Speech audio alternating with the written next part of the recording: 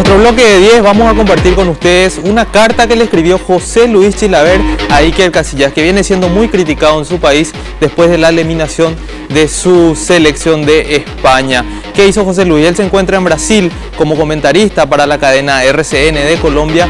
Se fue y acompañó a los periodistas de otros medios de España, de Marca precisamente, y bueno, ahí redactó de puño y letra la carta para Iker Casillas que ahora compartimos con ustedes. Querido amigo Iker, siempre sentí por ti una admiración tremenda desde que empezaste en el Real Madrid y en la selección, pese a yo llevarte algún año. Me has parecido siempre un portero excepcional. Hoy en día, alguna gente del fútbol te está criticando duramente, sobre todo, y es lo más increíble, en tu propio país, donde deberían, por contra, levantarte un monumento. Me puse en contacto con los amigos de Marca para enviarte esta carta. Por encima de todo te considero un amigo y lo más importante, el número 1, con mucha diferencia de nuestra especie, los porteros de fútbol.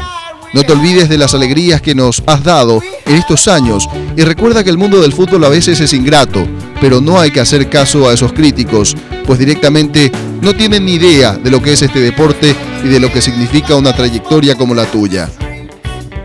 Seguro que para esa misma gente eras el ídolo y el héroe cuando le atajaste el penal a Cardoso contra mi país o cuando hiciste aquella parada fantástica ante Robben en la final de 2010. Hoy te critican. Ni caso, son injustos. Como colega te digo que, pese a no ser español, he disfrutado todos estos años con el fútbol que habéis hecho en La Roja.